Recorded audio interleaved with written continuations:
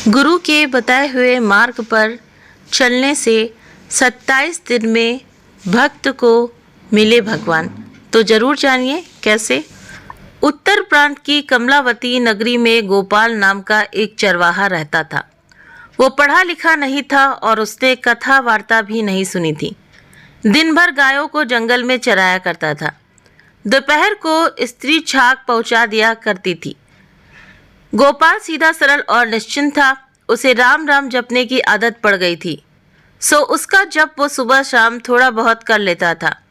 इस प्रकार उसकी उम्र 50 वर्ष की हो गई। बराबर वाले उसे चिढ़ाया करते थे, राम राम रटने से बैकुंठ के विमान का पाया हाथ नहीं आएगा। एक दिन गोपाल को उसके साथी चिढ़ा रहे थे। तभी रास्ते में एक संत जा रहे थे।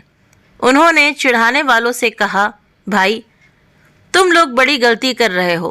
भगवान के नाम की महिमा तुम नहीं जानते।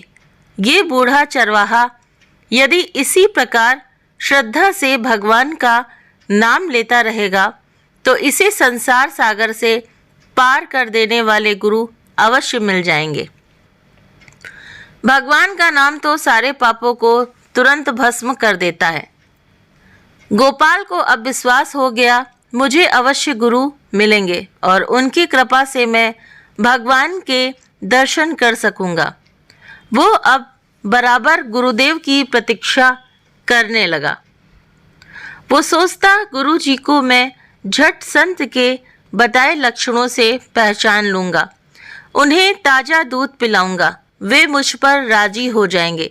मेरे गुरु जी बड़े भारी ज्ञानी होंगे, भला उनका ज्ञान मेरी समझ में तो कैसे आ सकता है, ऐसा वो सोचने लगा। मैं तो उनसे एक बात पूछूंगा, मुझसे बहुत सी झंझट नहीं होगी। गोपाल की उत्कंठा जो थी वो तीव्र थी। वो बार बार रास्ते पर जाकर देखता, पेड़ पर चढ़कर देखता, लोगों से पूछता, कोई संत तो इधर नहीं आए। कभी कभी व्याकुल होकर गुरु जी के न आने से रोने लगता, अपने अनदेखे अनजाने गुरु को जैसे वो खूब जान चुका है। एक दिन इसी प्रकार की प्रतीक्षा में गोपाल ने दूर से एक संत को आते देखा। उसका हृदय आनंद से पूर्ण हो गया। उसने समझ लिया कि उसके गुरुदेव आ गए। उन्हें ताजा दूध पिलाने के लिए झटपट वो गाय दूहने बैठ गया। इतने में वे संत पास आ गए। दूध दूहना अधूरा छोड़कर एक हाथ में दूध का बर्तन और दूसरे में अपनी लाठी लिए वो उनके पास खड़ा होकर बोला, महाराज तनिक दूध तो पीते जाओ। साधु ने आतुर शब्द सुना तो रुक गए। गोपाल के हाथ तो फंसे थे।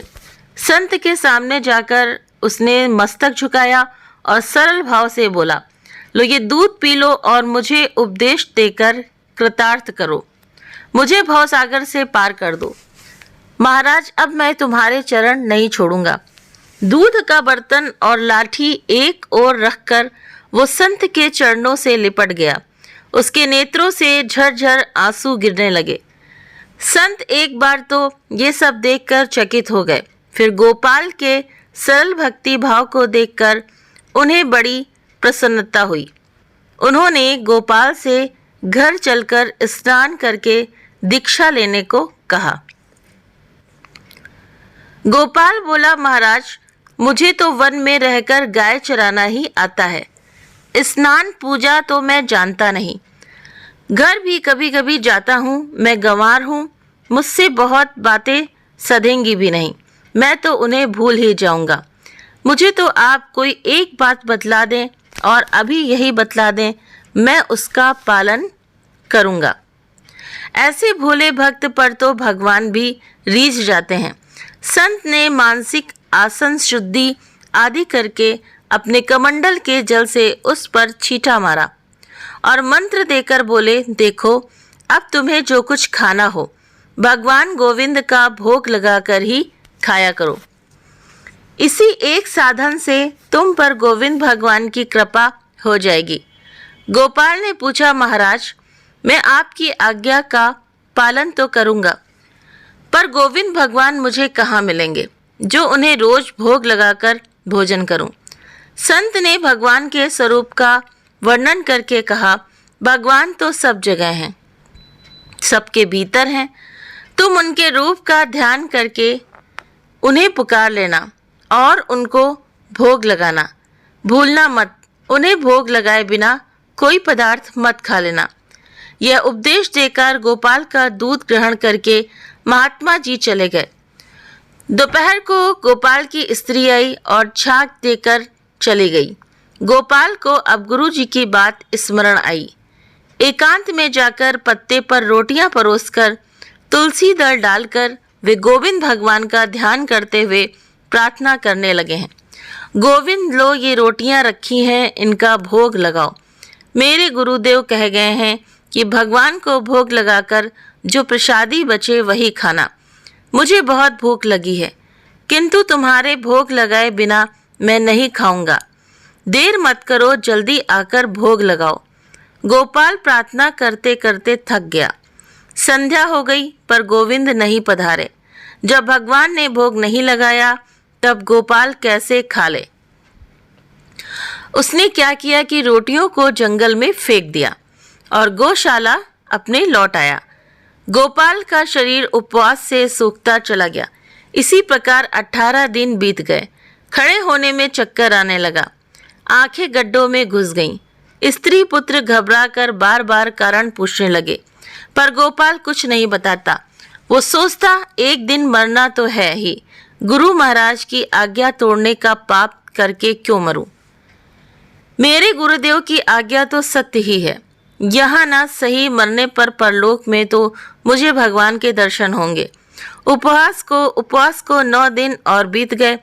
आज 27 दिन हो चुके। गोपाल के नेत्र अब सफेद हो गए हैं। वो उठकर बैठ भी नहीं सकता।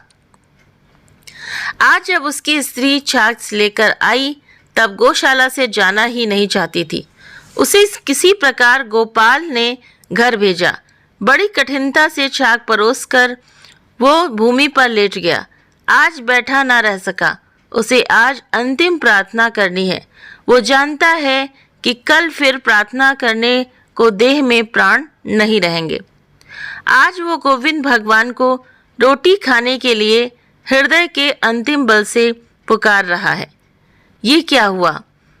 तभी तेज प्रकाश गौशाला में आ गया। गोपाल ने देखा कि उसके सामने गुरु जी के बताए वही गोविंद भगवान खड़े हैं। एक शब्द तक उसके मुख से नहीं निकला। भगवान के चरणों पर उसने सिर रख दिया। उसके नेत्रों की धारा ने उन लाल लाल चरणों को धो दिया। भगवान ने भक्त को गोद में उठा लिया और बोले, गोपाल तू रो मत, देख मैं तेरी रोटियां खाता हूँ। मुझे ऐसा ही अन्न प्रिय है। अब तू यहाँ से घर जा। अब तुझे कोई चिंता नहीं। अपने बंधु बांधवों के साथ सुखपूर्वक जीवन बिता। अंत में तू मेरे गोलोक धाम आएगा। भगवान ने उसकी रोटियां खाई और उसके लिए प्रसाद छोड़कर अंतर ध्यान हो गए। गोपाल ने जो ही उस प्रसाद को ग्रहण किया, उसका हृदय आनंद से भर गया। उसकी भूख प्यास, दुर्बलता, थकावट सब क्षण भर में चली गई। आज 27 दिन के उपवास की भूख प्यास तथा दुर्बलता ही नहीं दूर हुई, अनंत काल की जो दुर्बलता थी उसकी वो भी दूर हो गई। तो भक्त के वश में होते हैं भगवान। जब भक्त ऐसी प्रार्थना करे, ऐसी श्रद्धा से भोग लगाए तो भगवान स्वयं आकर के प्रीति सहित प्रकट होकर खाते हैं। जैसे कि श्रीमद् भागवत गीता में भी ये बताया गया है कि मेरा भक्त चाहे मुझे प्रेम से जल, यानी कि अगर वो पानी भी अर्पण करता है या तुलसी का पत्ता या कुछ भी वो अर्पण करता है तो भगवान कहते हैं मैं प्रकट होकर प्रीति सहित खाता हूँ। लेकिन भक्त के अंदर भी इतनी श्रद्धा होना चाहिए जैसे इस भक्त में थी। जैसा कि इस भक्त को उसके गुरु ने बताया कि गोविंद को भोग लगाए बिना मत खाना। तो कितना दिन हो गया था? 27 दिन हो गया, लेकिन उसने भोग नहीं लगाया। तो गुरु के कहने पर, गुरु के बताए हुए रास्ते पर चला तो उसको साक्षात भगवान के दर्शन हुए। तो गुरु के बताए हुए मार्ग पर चलने से भगवान जरूर से ज़रूर प्राप्त होते हैं, यानी कि मुक्त स्वरूप वो इंसान बन जाता है। तो उम्मीद करते हैं कि ये कहानी आप सभी को पसंद आई होगी। वीडियो पसंद आया हो तो वीडियो को लाइक करें, चैनल पर पहली बार है तो सब्सक्राइब करना ना भूलें। आप अपने कमेंट करके भी बताइए कि आपको ये कहानी भक्त और भगवान की कैसी लगी, तो प्लीज़ आप कमेंट करना ना भूलें। आप सभी के सहयोग के लिए बहुत बहुत दिल से धन्यवाद, शुक्रिया।